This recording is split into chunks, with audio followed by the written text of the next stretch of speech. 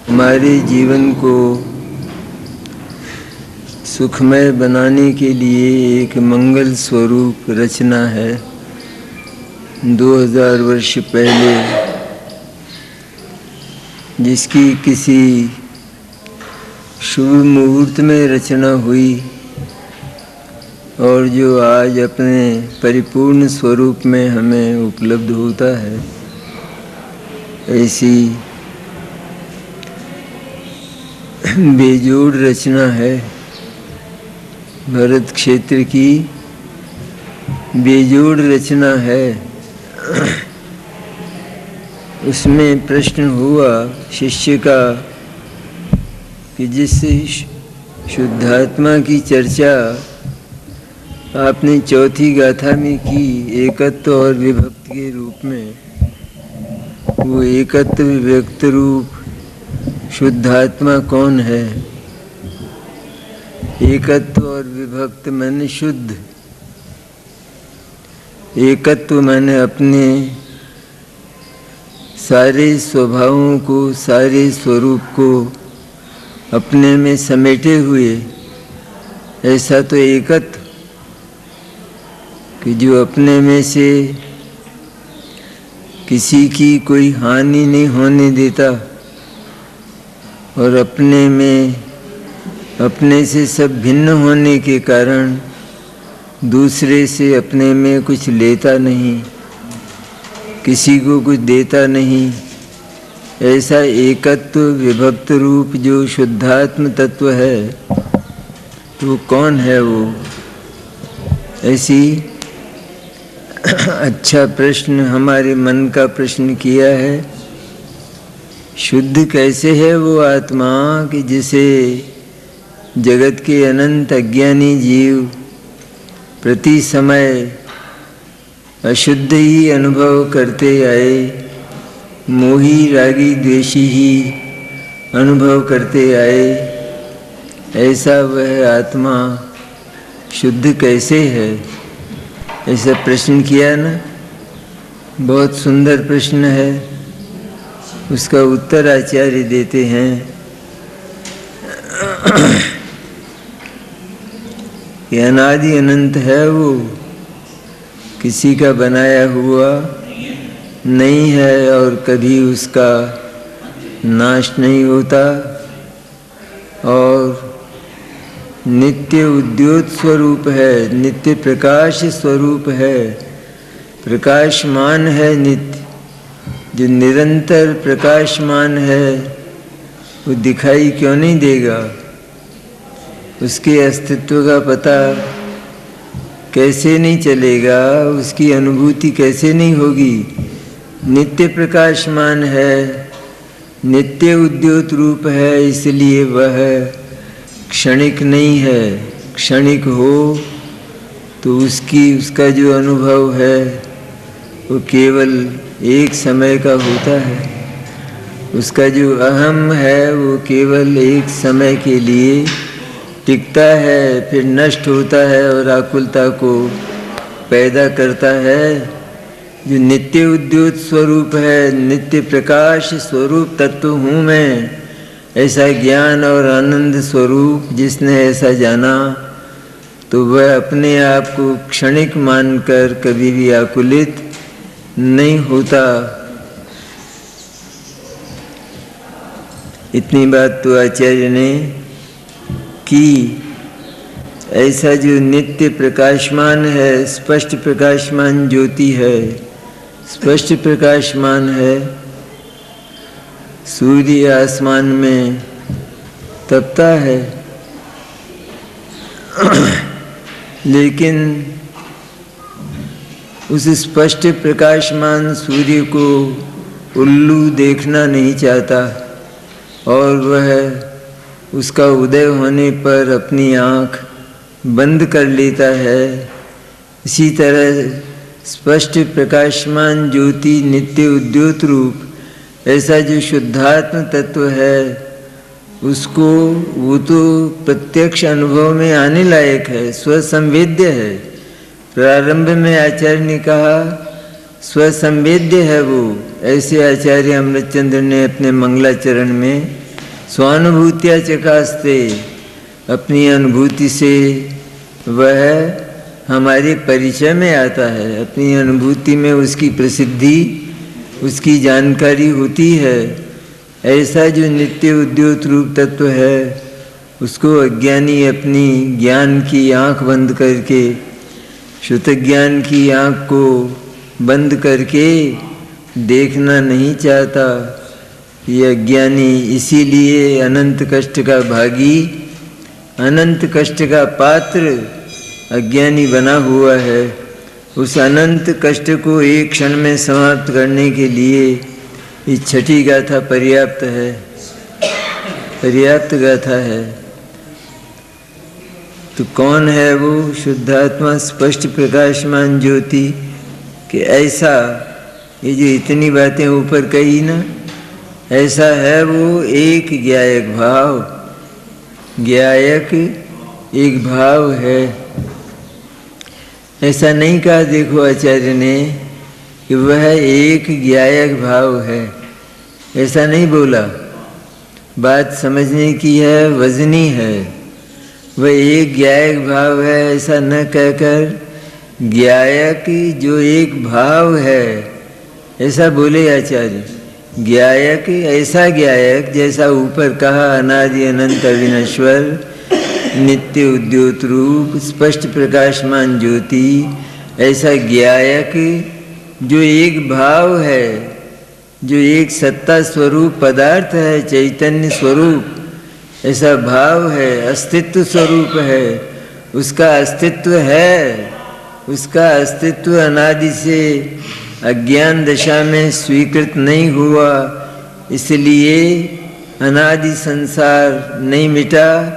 और यदि अभी भी ज्ञायक एक भाव है ऐसा हमारे शुद्ध ज्ञान की प्रसिद्धि में नहीं आता, तो संसार का अंत होने वाला, संसार के कष्ट हमको निरंतर घेरे ही रहेंगे, हम निरंतर तड़फड़ाते ही रहेंगे, विवल होते रहेंगे, संक्लेशों से घिरे रहेंगे। लेकिन ज्ञायक एक भाव है ऐसा हमारे शुद्ध ज्ञान की प्रसिद्धि में आ जाए, भाव स्वरूप चैतन्य तत्व वो प्रसिद्धि में आ जाए ज्ञान की में, तो सारी समस्याओं का समाधान हो जाता है।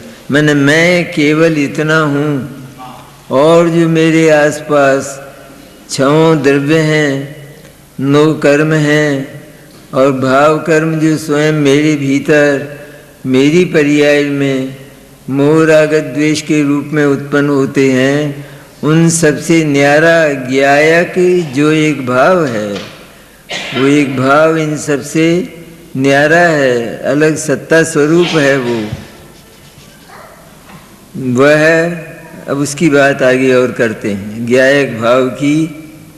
तो वह संसार की अवस्था में क्या हुआ है उस ज्ञायक के साथ? अज्ञान के कारण, अज्ञान के कारण पर्याय में उसकी दशा बहुत खराब हुई, बहुत बिगड़ गई, क्योंकि कष्ट पर्याय में ही होता है ना। ज्ञायक तो एक ज्ञान और आनंदमय भाव है, चैतन्य स्वरूप, नित्य चैतन्य स्वरूप, नित्य चिन्मात्र तत्व, नित्य कारण परमात्मा, ऐसा वो ज्ञायक भाव। वो तो अलग थलग पड़ा ही है अनादि अनंत अविनश्वर होने के कारण, उसमें तो कोई फर्क, कोई अंतर पड़ता ही नहीं है। वो तो सदा एक रूप सदृश रहता है।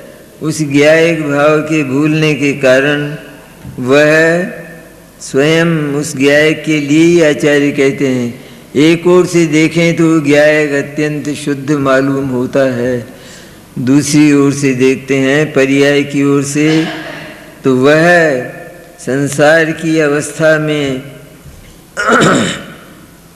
अनादि बंध पर्याय की निरूपणा से क्षीर नीर की भांति कर्म पुद्गलों के साथ एक रूप होने पर भी द्रव्य के स्वभाव की अपेक्षा से देखा जाए तो दुरंत कषाय चक्र के उदय की विचित्रता के वश से प्रवर्तमान पुण्य पाप को उत्पन्न करने वाले समस्त अनेक रूप शुभाशुभ भाव उनके स्वभाव रूप परिणमित नहीं होता। कहते हैं वो ज्ञायक जो प्रमत्त और अप्रमत्त नहीं है, पर्याय मात्र से सहित है या रहित है? रहित है। पर्याय में उसकी ऐसी दशा हुई, कैसी दशा हुई?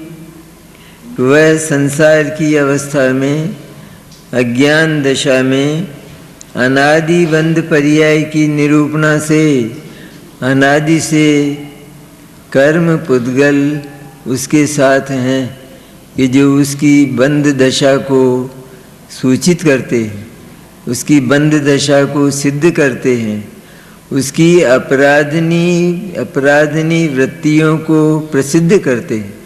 अपराधनी हैं उसकी वृत्तियाँ, अपराधनी रही हैं उसकी वृत्तियाँ, इस बात की सूचना देने वाले अनादि से बंधे हुए अनादि की कर्मों की जंजीरें जो आत्मा के प्रदेश प्रदेश में पड़ी हुई हैं, वे ये सिद्ध करती हैं कि आत्मा ने निश्चित रूप में कोई अनंत भयंकर अपराध किए हैं।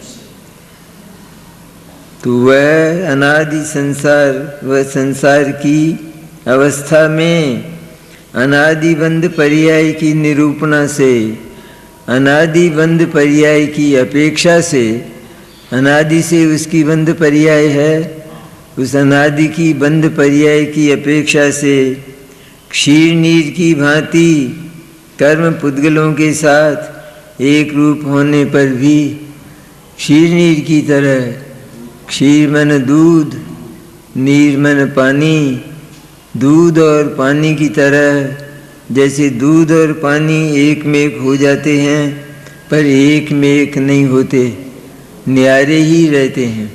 जैसे पहले बाहर न्यारे ही थे, जब उन्हें मिलाया गया तो वो एक जैसे एक रूप दिखाई देने लगे, लेकिन दूध का एक बिंदु भी पानी नहीं बना और पानी का एक बिंदु भी मिली हुई अवस्था में भी दूध नहीं बना है।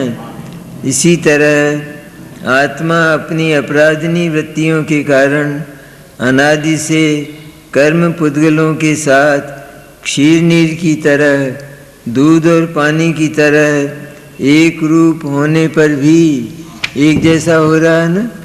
तो पता चल, विज्ञानी को ये पता नहीं लगता कि ये चेतन है जड़ है, कौन है, ये पानी है या दूध है, जैसे ये पता नहीं लगता। उसी तरह यहाँ आत्मा और कर्म ऐसे दूध और पानी की तरह एक में एक हो रहे हैं कि पता नहीं लगता कौन आत्मा है, कौन पुद्गल है। पुद्गल और आत्मा एक जैसे दिखाई, एक पदार्थ दिखाई देता है कि मैं तो कर्म से बंधा हुआ हूँ। क्या दिखता है? मैं तो कर्म से बंधा हूँ। कर्म की बंध रूप अवस्था में भी मैं निर्बंध तत्व हूँ। मेरे साथ कर्म का कोई बंधन नहीं है, क्योंकि वो परद्रव्य है, वो पर पदार्थ है। पर पदार्थ एक के साथ दूसरा कोई बनता नहीं है। ऐसी वस्तु व्यवस्था होने के कारण वह ऐसा होने पर भी, ऐसा कहते हैं आचार्य, घबराहट किसकी है? अनादि से बंधे हुए कर्मों की। उसका समाधान भी आचार्य करते हैं। अनादि से भले ही ऐसा हुआ हो, अनादि से ही किसी बच्चे को गर्भ से ही कोई व्याधि हो, लेकिन जो विशेषज्ञ डॉक्टर होता है वो कह देता है कि घबराने की आवश्यकता नहीं है, बिल्कुल ठीक हो जाएगा।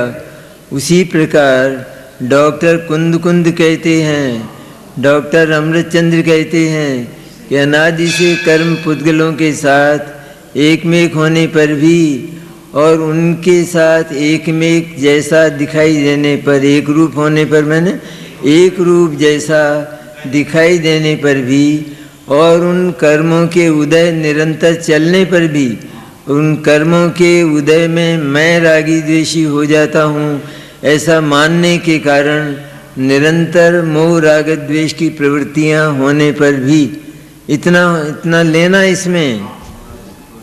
यहाँ तो कर्म पुद्गलों के साथ एक में कहा ना, कर्म पुद्गलों के साथ जो एक में हो रहा है उसे निरंतर कर्म का उदय, और ऐसा मानने के कारण कि मैं कर्म से बंधा हूँ और मुझे कर्म का उदय निरंतर वर्तता है, इसलिए मेरी वृत्तियों में ये राग द्वेष हो जाते हैं। ये जगत है ना, ये विषय भोग है ना, ये शरीर और इंद्रियां हैं ना, इन शरीर और इंद्रियों के कारण, इन विषय भोगों के कारण मेरे परिणाम बिगड़ जाते हैं। वो चाहता है कि जगत खत्म हो जाए, जगत समाप्त हो जाए, जगत में से विषय भोग शरीर इंद्रियां समाप्त हो जाएं। ऐसा मन हुआ ना उसका कि वो ये चाहता है, लेकिन क्या ऐसा संभव है कि पर पदार्थ जगत से मिट जाएं, समाप्त हो जाएं? वो संभव नहीं है। लेकिन अज्ञानी तो ऐसा चाहता है कि मेरे परिणाम इन पदार्थों को देखकर बिगड़ जाते हैं। उसी प्रकार अज्ञानी कहता है ये निरंतर जो कर्म का मोह राग द्वेष का उदय है उसके कारण मेरे परिणाम बिगड़ जाते हैं। जो ऐसा मानता है तो उसको कर्म के उदय में परिणाम बिगड़ते ही बिगड़ते हैं, फिर ठीक नहीं रहेंगे।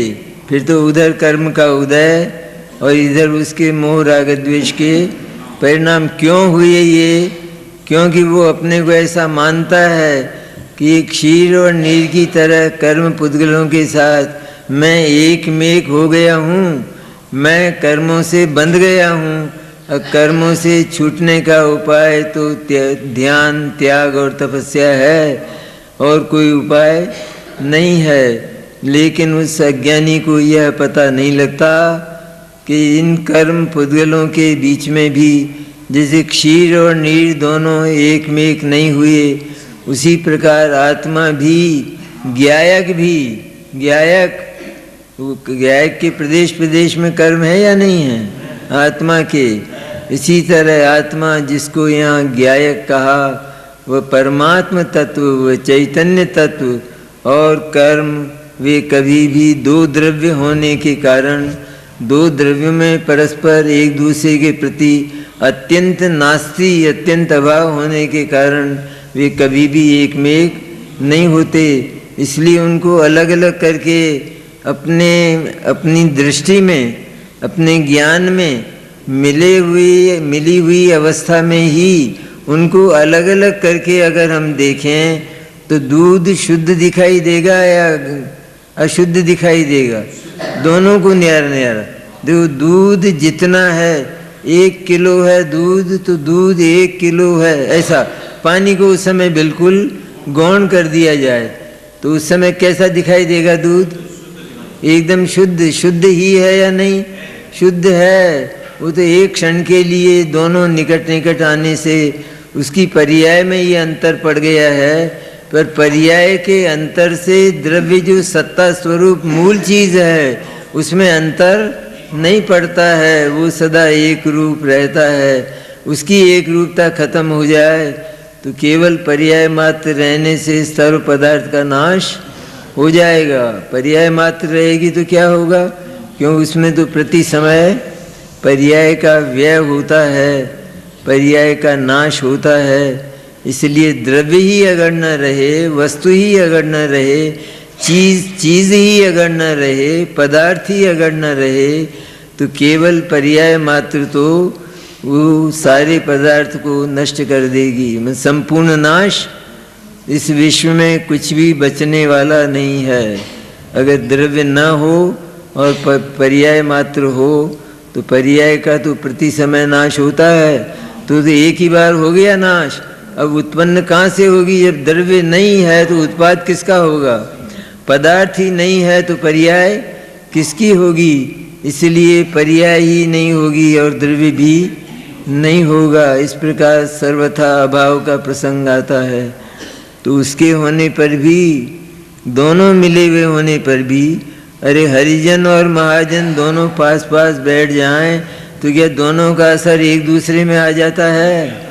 थोड़ा बहुत असर आ जाता हो, महाजन थोड़ा हरिजन बन जाता हो, कुछ नहीं होता है, वो पूरा महाजन है और वो पूरा हरिजन है। इसी प्रकार कर्म पुद्गल आत्मा के साथ एक में एक जैसे होने पर भी जितना पुद्गल है, जितने पुद्गल परमाणु हैं उतने पुद्गल परमाणु हैं, और जितना आत्मा है चैतन्य स्वरूप शुद्ध उतना शुद्ध आत्मा है, ज्ञायक है। दोनों में अंतर बिल्कुल, मिलने पर दोनों द्रव्यों में अंतर बिल्कुल नहीं पड़ा है। एक समय के लिए पर्याय में अंतर पड़ा है और वो समाप्त हो जाती है। हमने उसको दूध को गर्म किया, बहुत गर्म किया, तो गर्म करने पर क्या हुआ? गर्म करने पर पानी पानी गया।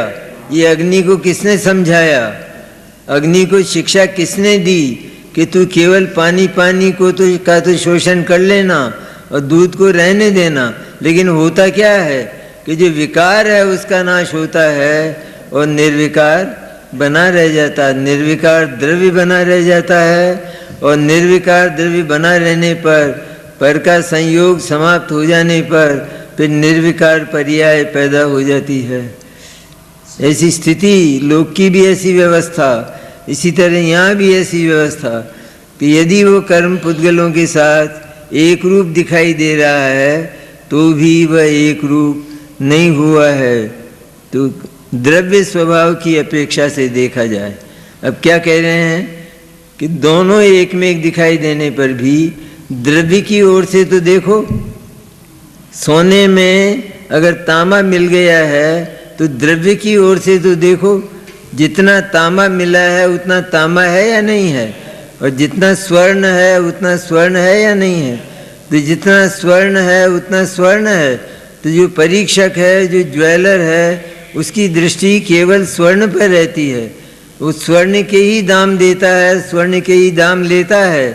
तो और मिला हुआ पिंड है, मिले हुए पिंड में भी वो स्वर्ण को बिल्कुल अलग शुद्ध देखता है, क्योंकि वो जितनी कीमत लगाता है वो शुद्ध स्वर्ण की लगाता है या नहीं। अगर वो उसको सर्वथा अशुद्ध मान ले तो शुद्ध स्वर्ण की कीमत कैसे लगाएगा? वो तो सारा ही अशुद्ध हो गया ना, सारा अपवित्र हो गया ना, तो उसकी कीमत कहाँ रही? लेकिन वहाँ भी वो बिल्कुल शुद्ध पड़ा रहता है। इसी तरह आत्मा कर्म पुद्गलों के साथ एक मेघ जैसा होने पर भी शुद्ध स्वर्ण की तरह न्यारा का न्यारा पड़ा हुआ है।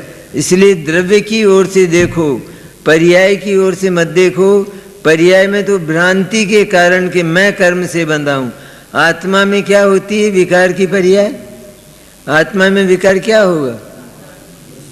क्योंकि आत्मा के जैसे गुण होते हैं ठीक वैसा ही विकार होता है। एक व्यक्ति है, आदमी है, तो उस आदमी के का जो उपादान है उसको ज्वर होने लायक है, बुखार होने लायक है, तो उसको बुखार हो जाता है।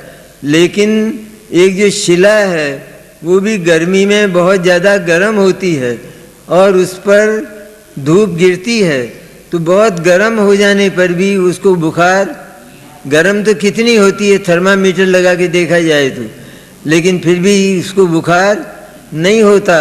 उसी तरह यहाँ आत्मा इनके साथ रहने पर भी वास्तव में आत्मा के पर्याय के का जो उपादान है उसमें इसने ये माना है। यहाँ से शुरू करना, बात को यहाँ से शुरू करना, क्योंकि इसने ये माना है कि मैं कर्म पुद्गलों के साथ एक में एक हो गया हूँ। मेरे निरंतर कर्म का उदय है और उस कर्म के उदय के कारण, उसको कारण मानता है, उस कर्म के उदय के कारण मेरे को राग द्वेष पुण्य पाप और मोहादि भाव होते हैं। ऐसा मानने के कारण निरंतर वो कर्म का उदय और निरंतर इसको मोह राग द्वेष के भाव, कहते हैं इतनी परिस्थिति तो पैदा हो गई है। क्या हुआ कि इतनी परिस्थिति तो पैदा हो गई। फिर भी आचार्य कहते हैं बहुत गुंजाइश है, क्योंकि दो द्रव्यों को न्यारा न्यारा करके द्रव्य को पर्याय बिगड़ जाने पर भी लोक में भी जीव की दृष्टि पर्याय पर नहीं रहती और वह द्रव्यों को ही न्यारा कर करके और जानता है कि इसमें द्रव्य कितना है। पर्याय तो ठीक हो जाएगी पर्याय पर तो उसकी इतनी गौणता है कि वो देखता है कि पर्याय तो एक क्षण में, एक मिनट में ठीक हो जाएगी। अरे ठीक क्या है, वर्तमान में जब द्रव्य ज्यों का त्यों है तो फिर उसकी पर्याय जो है उसका ठीक और ठीक क्या है? द्रव्य का तो कुछ बिगड़ा है ही नहीं। इस तरह वो द्रव्य को उसको देखा जाए तो दुरंत कषाय चक्र के उदय की विचित्रता के वश से प्रवर्तमान पुण्य पाप को उत्पन्न करने वाले समस्त अनेक रूप शुभाशुभ भाव, कहते दुरंत कषाय चक्र, ये जो उदय है कर्म पुद्गलों का, उसमें दुरंत कषाय चक्र, कषाय का जो चक्र है, मोह राग द्वेष का जो चक्र है, क्रोध मान माया लोभ के परमाणुओं का, कर्म पुद्गलों का जो चक्र है वो दुरंत है। दुरंत है माने बड़ी कठिनाई से उसका अंत होता है, कि बड़ी कठिनाई से उसका अंत होता है। जैसे किसी को सर्प काट खावे तो बड़ी कठिनाई से वो बच पाता है, बच जाता है, लेकिन बड़ी कठिनाई से बचता है। उसी प्रकार दुरंत कषाय चक्र का उदय, उस दुरंत कषाय चक्र के उदय में प्रवर्तमान अनेक प्रकार के शुभाशुभ भाव, वे शुभ और अशुभ भाव कि जो पुण्य और पाप प्रकृतियों को बांधते हैं, शुभ भाव के कारण पुण्य और पाप को उत्पन्न करने वाले, लिखा है दुरंत कषाय चक्र के उदय की विचित्रता के वश से प्रवर्तमान। ये कषाय के जो चक्र हैं ये विचित्र हैं, ये परमाणु अनेक प्रकार के हैं। कषाय चक्र के जो परमाणु हैं, क्रोधमान माया लोभ के जो परमाणु हैं, कर्म परमाणु, वो विचित्र हैं, अनेक प्रकार के हैं, और अनेक प्रकार के होने के कारण उस विचित्रता के वश से प्रवर्तमान, क्या लिखा है, उस विचित्रता के, हाँ नहीं, उस विचित्रता के वश से प्रवर्तमान, उस मोह राग द्वेष के अधीन हुआ, उस मोह राग द्वेष के अधीन अपने आप को मानता हुआ, मुझे जब तक कर्म का उदय है तब तक मोही रागी द्वेषी रहना ही पड़ेगा, ऐसा मानता हुआ निरंतर मोही रागी द्वेषी रहता है। इसलिए अपने आप को उसके अधीन कर लेता है, अधीन हुआ नहीं। जो द्रव्य है चैतन्य तत्व ज्ञायक, वो कभी अधीन होता नहीं, लेकिन अपनी कल्पना में उस शुद्ध चैतन्य ज्ञायक तत्व को कर्मों के अधीन मानता हुआ अपने आप को कर्मों के सुपुर्द कर देता है। जैसा कर्म करेंगे, जैसा कर्म का उदय होगा, ठीक वैसे ही मेरे परिणाम और मेरा जैसा होना है वो सब कर्म के उदय के अनुसार ही होगा। इस प्रकार मानो अपने आप को कर्म पर समर्पित कर देता है, अपनी सत्ता को स्वीकार नहीं करता हुआ अपनी सत्ता कर्म को ही स्वीकार करता है। कर्म का उदय जिस प्रकार का होगा, ठीक उसी प्रकार की तो अंतर्वृत्तियाँ, भीतर की वृत्तियाँ मेरे में होंगी, और बाहर के परिणमन भी, बाहर के संयोग वियोग भी उसी प्रकार के होंगे, ऐसा मानता हुआ वश से प्रवर्तमान पुण्य पाप को उत्पन्न करने वाले समस्त अनेक रूप शुभाशुभ भाव, जब यह उन कर्मों के वशीभूत होकर प्रवृत्ति करता है तो इसको अनेक प्रकार के शुभाशुभ भाव होते हैं।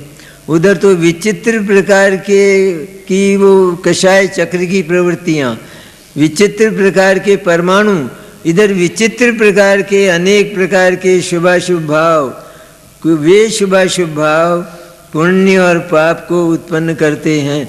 वे शुभ भाव वो आत्मा की ओर नहीं देखते, वे शुभ भाव आत्मा का अनुभव नहीं करते। इसी प्रकार अशुभ भाव भी आत्मा का अनुभव नहीं करते। शुभ भाव भी पर पदार्थों की ओर झांकते हैं, पर पदार्थों से अपना संबंध अनुभव करते हुए पर पदार्थों की ओर झांकते रहते हैं, और अशुभ भाव भी पर पदार्थों की ओर झांकते हैं। शुभ और अशुभ भाव जो पर पदार्थों से अपना संबंध अनुभव करते हुए पर पदार्थों की ओर झांकते हैं, उन शुभ और अशुभ भावों को पर पदार्थों से क्या मिलता है? अशुभ भावों को भोगों से क्या मिलता है? हिंसा, झूठ, चोरी, कुशील, परिग्रह के भावों को विषयों से क्या मिलता है? विषय दूर ही रहते हैं, क्योंकि विषय जड़ हैं और वे आत्मा के परिणामों को छू नहीं सकते। इसी प्रकार शुभ भाव दया, दान, व्रत, शील, संयम, पूजा, तप इत्यादि, ध्यान इत्यादि, ये जितने भी परिणाम हैं, ये परिणाम भी पर पदार्थों के आश्रित हैं, कर्म के उदय के आश्रित हैं और पर की ओर ही देखते हैं। ध्यान में और ज़्यादा से ज़्यादा होगा तो आत्मा के संबंध में विकल्प होंगे, आत्मा के संबंध में विचार होंगे। वो भी पर तत्व है, वो भी पर द्रव्य है, वो भी आत्मा, क्योंकि आत्मा विचारों में आवे और विचारों से आत्मा का निर्णय होकर विचारों से आत्मा की अनुभूति हो। इस प्रकार आत्मा बना हुआ नहीं है, आत्मा तो अभेद और अखंड वस्तु है। इसलिए अभेद और अखंड वस्तु में मैं ज्ञायक हूँ, मैं शुद्ध हूँ, मैं ज्ञान और आनंद स्वरूप हूँ। इस प्रकार के विकल्प भी उसमें राग को जन्म देते हैं, राग पैदा करते हैं।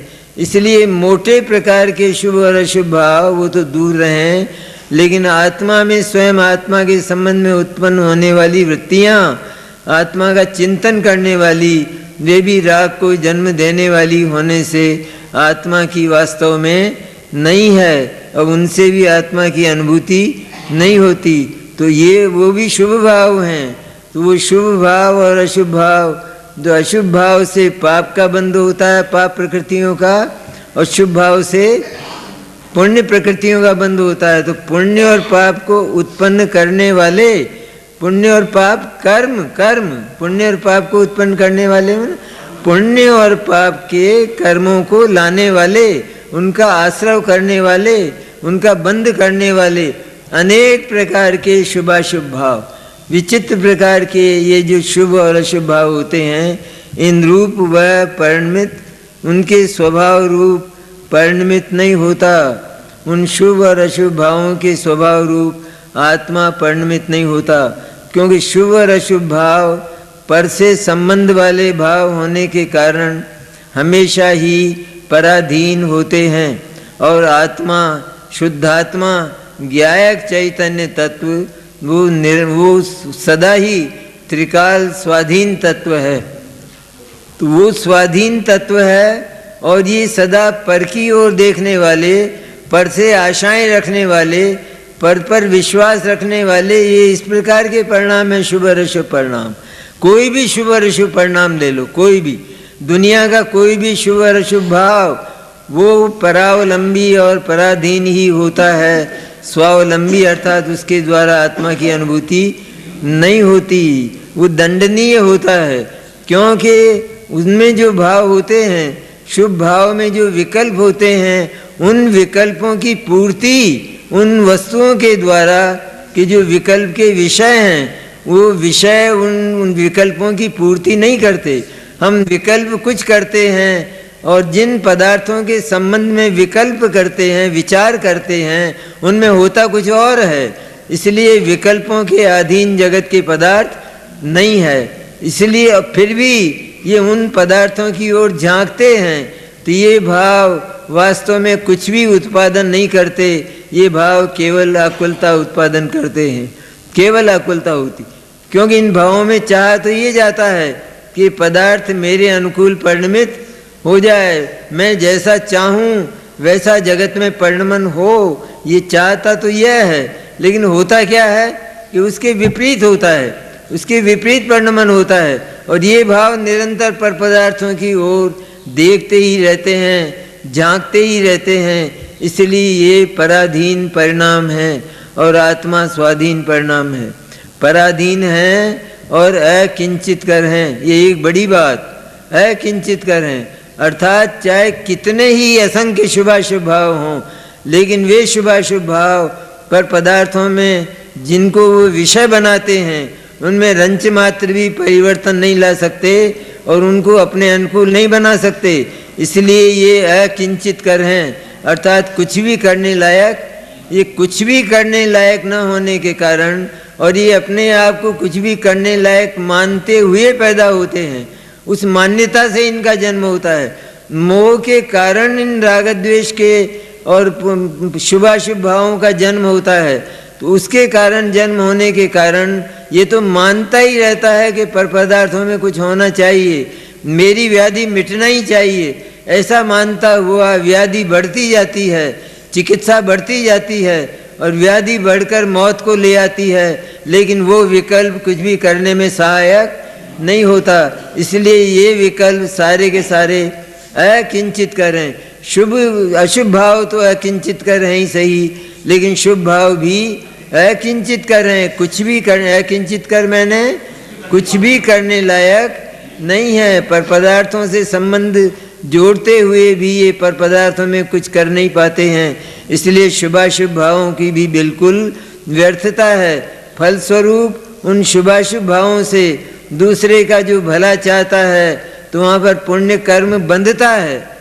क्या होता है? पुण्य नहीं, पुण्य की ओर नहीं दे ध्यान, पुण्य बंधता है, बांधता है। वो बेड़ियों की तरह से आता है, सोने की बेड़ियों की तरह आता है, और पाप कर्म लोहे की बेड़ियों की तरह आता है, लेकिन हैं दोनों प्रकार के बंधन हैं। इसलिए शुभाशुभ भाव रूप वह आत्मा परिणमित नहीं होता। कितना ही शुभ भाव जगत में कोई किया जाए, लेकिन पदार्थ उसके अनुकूल परिणमित नहीं होता।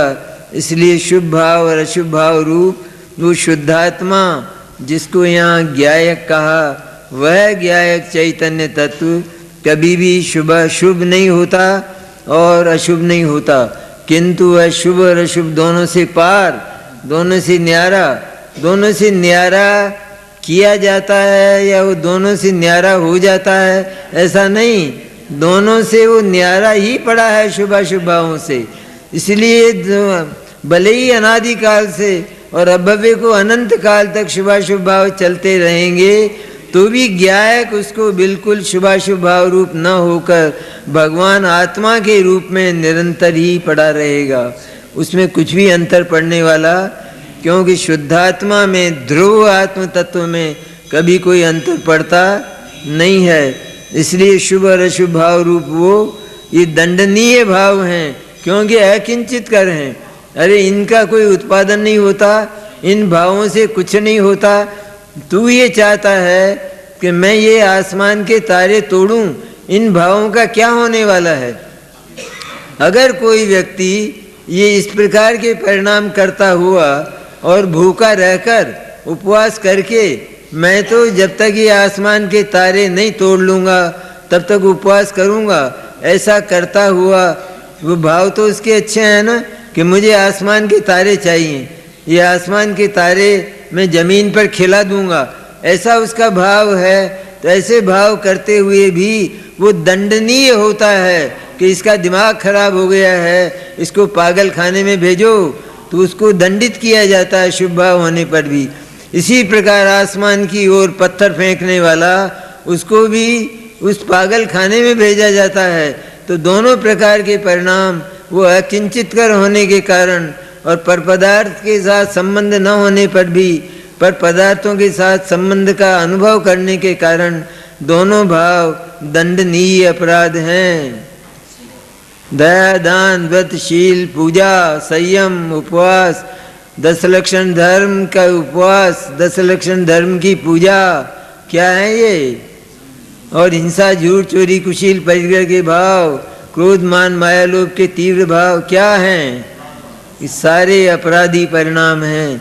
इसलिए वो जो ज्ञायक तत्व है, यहाँ तो उसकी महिमा आचार्य कहते हैं, क्योंकि उसका आविर्भाव करना है ना, उसे बताना है हमको, क्योंकि वो एक भाव स्वरूप है और हमने कभी भाव स्वरूप उसको स्वीकार, उसको सत्ता स्वरूप हमने क्या करें ऐसा तो हम कहते रहे, क्या करें मैंने ये पर्यायों में जो निरंतर राग द्वेष होते हैं, इनका क्या करें? ये तो हम करते रहे, लेकिन राग द्वेष से न्यारा कोई ज्ञायक एक भाव स्वरूप पड़ा है, एक सत्ता स्वरूप पड़ा है, इसका बोध कभी किया नहीं, और इसका बोध होते हुए राग द्वेष तितर बितर हो जाते हैं, इधर उनका पता नहीं चलता है मोह राग द्वेष का। जो ही ज्ञायक का उदय होता है त्यों ही मोह राग द्वेष तितर बितर हो जाते हैं, क्योंकि वहाँ शुद्धज्ञान की पर्याय ये बोलती हुई पैदा होती है, मैं ज्ञायक निरावाद अव्यवाद तत्व हूँ, अविनश्वर तत्व हूँ। मोह राग द्वेष अन्य से संबंध बनाने वाले भाव हैं और मेरा कभी किसी से संबंध बनता नहीं है, इसलिए मोह राग द्वेष मेरे कुछ नहीं लगते। ऐसा जानता है तो मोह राग द्वेष कहाँ रहे फिर शुद्ध ज्ञान में और श्रद्धा की प्रतीति में ये मोह राग द्वेष कहाँ रहे। मैं तो ज्ञायक एकमात्र चिन्मात्र तत्व हूँ, मेरा किसी से संबंध ही नहीं है। जिसने सर्व संबंध से इनकार किया तो उस संबंध भाव ही तो मोह राग द्वेष था। क्या था मोह राग द्वेष? वो जो जगत के साथ संबंध भाव मानता था वही तो मोह राग द्वेष था। जब इसको भिन्नत्व समझ में आया और एकत्व समझ में आया, ऐसा एकत्व विभक्त स्वरूप जो ज्ञायक तत्व है वो जब इसको समझ में आया और वहाँ जाकर शुद्ध ज्ञान बैठ गया और बोलने लगा, मैं तो अव्ययवाद अविनाशी अजर और अमर तत्व हूँ, जन्म और मृत्यु मुझे नहीं है, राग द्वेष पुण्य पाप मुझे नहीं है, क्योंकि मेरा किसी से संबंध नहीं है और मेरे से विपरीत वृत्तियों का मेरे में कभी प्रवेश नहीं होता। ऐसा जानता हुआ वो मोह राग द्वेष को तोड़ देता है तो टूट जाते हैं। एक क्षण में ज्ञायक की ओर देखने पर मोह राग द्वेष ध्वस्त हो जाते हैं, समाप्त हो जाते हैं। ऐसा वो ज्ञायक तत्व अगर वो शुभ और अशुभ भाव रूप हो जाए तो क्या होगा कि जैसे शुभ और अशुभ भाव क्षणभंगुर हैं और एक एक क्षण में उनका नाश होता है, उसी तरह ज्ञायक यदि शुभ और अशुभ भाव रूप बन जाए तो उसका भी नाश अर्थात आत्मा का ही नाश हो जाएगा। और आत्मा का नाश होने पर फिर पर्याय किसकी पैदा होगी? पर्याय का भी जन्म नहीं होगा। इसलिए वह कभी शुभाशुभ भाव रूप नहीं होता, ज्ञायक भाव से जड़ भाव रूप नहीं होता। शुभाशुभ भाव होते चेतन की पर्याय में हैं, लेकिन वो चैतन्य से बिल्कुल विपरीत होने के कारण, उल्टे होने के कारण, भिन्न होने के कारण वास्तव में चेतन नहीं है पर जड़ हैं, पर द्रव्य हैं। शुभाशुभ भाव क्योंकि वो पर से संबंध बनाने वाले और आत्मा के स्वरूप को नहीं देखने वाले बल्कि उससे विरुद्ध घोषणा करने वाले भाव हैं, इसलिए वे भाव आत्मा के नहीं हैं। और आत्मा मैं तो एकमात्र ज्ञायक तत्व हूँ, ऐसा जिसने माना वो शुभाशुभ भाव को अपने से विपरीत, अपने से भिन्न जानता हुआ उनको जड़ जानता है, उनको अचेतन जानता है, उनको परद्रव्य जानता है, उनको पुद्गल जानता है। इस प्रकार पुद्गल जानता हुआ उनसे अपना संबंध विच्छेद, कृत्रिम संबंध, नकली संबंध जो पहले इसने स्थापित किया था उस नकली संबंध को ये समाप्त कर लेता है। इस तरह वो कभी भी शुभाशुभ भाव रूप नहीं होता, इसलिए वह प्रमत्त भी नहीं है और अप्रमत्त भी नहीं है, क्योंकि वो शुभ और अशुभ भाव रूप नहीं होता। शुभ और अशुभ भाव रूप ये तो प्रमत्त दशा, और जब प्रमत्त दशा है तो प्रमत्त दशा का अंत होने पर अप्रमत्त दशा आती है। ज्ञायक भाव, चैतन्य भाव, अविनश्वर भाव यदि वो प्रमत्त ही नहीं है तो प्रमत्त दशा का अंत उसे कहाँ करना है? उसके भीतर प्रमत्त दशा है ही नहीं तो प्रमत्त दशा का अंत कैसे करेगा, कहाँ से करेगा? इसलिए वह प्रमत्त होकर अप्रमत्त नहीं होता। ये जो दशा अज्ञान के कारण प्रमत्त हुई मैंने अपने स्वरूप में असावधान हुई, मोह राग द्वेष रूप परिणमित हुई। राग द्वेष रूप 28 मूल गुण, 13 प्रकार का चारित्र, इस प्रकार मुनि व्रत, श्रावक के 12 प्रकार के व्रत, अथवा मिथ्या दर्शन में मिथ्यात्व की मोह रूप अवस्था, इस प्रकार की अनेक अवस्थाएं भले ही हुई, लेकिन होने पर भी ज्ञायक में कोई अंतर और कोई फर्क नहीं पड़ा। इस प्रकार वह ज्ञायक प्रमत्त और अप्रमत्त नहीं होता, उस शुभ और अशुभ रूप नहीं होता। तो शुभ और अशुभ तो प्रमत्त दशा है, तो प्रमत्त दशा रूप ही अगर वो नहीं है, उसमें प्रमत्त दशा का प्रवेश ही नहीं है। प्रमत्त दशा हुई, प्रमत्त दशा को आचार्य स्वीकार करते हैं कि वो तो हुई, लेकिन उसका ज्ञायक तत्व में प्रवेश नहीं हुआ। वो भले ही अपने आप को प्रमत्त और अप्रमत्त ही मान ले, उस ज्ञायक तत्व को भले ही वो प्रमत्त मान ले, मोही रागी द्वेषी मान ले, लेकिन वो ज्ञायक तत्व कभी भी मोही रागी द्वेषी शुभ और अशुभ बनता नहीं है, बनता ही नहीं है, बनता ही नहीं है कभी। ऐसा एक वज्र नियम है, ऐसा अटूट नियम है उस सृष्टि का कि वो तो द्रव्य है त्रैकालिक, इसलिए त्रैकालिक द्रव्य में कभी भी कोई अंतर पड़ता नहीं है, पड़ने वाला ही नहीं है। ऐसा अनादि अनंत अविनश्वर जो ज्ञायक है वो कभी भी प्रमत्त और अप्रमत्त नहीं होता। इसका अर्थ क्या हुआ कि वह जो आत्म तत्व है, ज्ञायक तत्व, जिसको आचार्य ने इस छठी गाथा में उठाया है, वह ज्ञायक सर्व दशाओं से और सर्व अवस्थाओं से पार एक शुद्ध चैतन्य तत्व है, ध्रुव तत्व है। ये तो अध्रुव दशाएं हैं, ये तो क्षण भंगुर दशाएं हैं, आने और जाने वाली दशाएं हैं, अपवित्र दशाएं हैं। अपवित्र भी नहीं हो तो भी निर्मल दशाएं हो तो भी वो ज्ञायक कभी भी क्षण भंगुर दशा रूप नहीं होता, क्योंकि वो ध्रुव है, वो अविनाशी है, वो सदा एक रूप रहने वाला है। ये बदलने वाली पर्यायें हैं, ये क्षणिक पर्याय, एक पर्याय आती है और दूसरी पर्याय फिर आ जाती है, इसका नाश हो जाता है। ज्ञायक में कभी एक पर्याय आई और फिर उसका नाश होकर दूसरी पर्याय आई, ऐसा ज्ञायक में कभी हुआ नहीं। उसका स्वरूप ही ऐसा है कि वो पर्याय को छूने ही नहीं देता है, वो पर्याय का स्पर्श अपने को होने ही नहीं देता है। वो ऐसी वज्र सीमाओं से बना हुआ है कि उसके भीतर किसी का प्रवेश नहीं होता। इसलिए वो ज्ञायक सर्व प्रमत्त और अप्रमत्त, शुद्ध और अशुद्ध, प्रमत्त मन अशुद्ध और शुद्ध, सारी दशाओं से पार एक शुद्धतम और अनादि अनंत अविनश्वर त्रैकालिक पवित्र तत्व है। वो पवित्र तत्व है। ये पवित्र, ये अपवित्र दशा पवित्र हो जाती है, वो भी ज्ञायक का ध्रुव का अवलंबन लेकर। मैं ज्ञायक तत्व हूँ ऐसा मानती हुई अप्रमत्त दशा पैदा होती है, पर अप्रमत्त दशा तो ऐसा माना उसने, फिर भी ज्ञायक में कोई परिवर्तन। अगर किसी ने हमारे चरित्र को पहले बहुत खराब माना था और बहुत निकृष्ट व्यक्ति हमको माना था, लेकिन बाद में वो हमको सच्चरित्र मानने लगा, तो हमारे चरित्र में पहले और पीछे में क्या अंतर पड़ा? हम तो वही के वही हैं। इसी प्रकार ज्ञायक को पहले मोह राग द्वेष की वृत्तियां गालियां देती थी, अपवाद करती थी, तिरस्कार करती थी, मैं मोही रागी द्वेषी हूँ ऐसा मानती थी। और इसके बाद अगर वो वृत्तियां मिटी और अप्रमत्त दशा शुद्धोपयोग होकर वो शुद्धात्मा की ओर झांकने लगा, तो वो तो शुद्धात्मा की ओर झांका या उसने शुद्धात्मा को शुद्ध बनाया, शुद्धात्मा को उसने ध्रुव बनाया, शुद्धात्मा को क्षणिक था ध्रुव बना दिया हो, ऐसा बिल्कुल होता। क्योंकि वो तो ध्रुव उसका त्रैकालिक स्वरूप है, त्रैकालिक अविनश्वर है वो, इसलिए और शुद्ध है वो, परम शुद्ध और परम पवित्र है, क्योंकि उसमें किसी दूसरे पदार्थ का प्रवेश नहीं होता और उसमें परिणमन अर्थात पर्याय नहीं होती, इसलिए वो सदा ही शुद्ध तत्व है। उस शुद्ध तत्व होने के कारण उस ज्ञायक में इन प्रमत्त और अप्रमत्त दशाओं के कारण कभी भी अंतर नहीं पड़ा।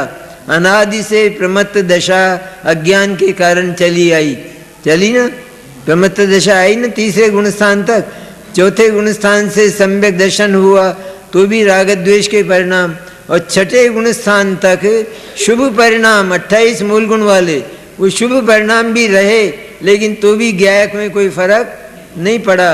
और जिस समय शुद्धोपयोग होकर मैं तो शुद्ध ज्ञायक हूँ ऐसा यशोगान करने लगा, उस यशोगान से भी ज्ञायक में जरा भी कुछ फर्क नहीं पड़ा, वो उतना का उतना ही ऐसा एक अपरिवर्तित सदा ही एक रूप रहने वाला सदृश शुद्ध ध्रुव ज्ञायक तत्व हूँ मैं। ऐसा जब जाना तो वो तो प्रमत्त और अप्रमत्त दशा से पार हूँ मैं, ऐसा जानकर वही समस्त अन्य द्रव्य के भावों से भिन्न रूप से उपासित होता हुआ शुद्ध कहलाता है। वही इसकी बात फिर आगे करेंगे।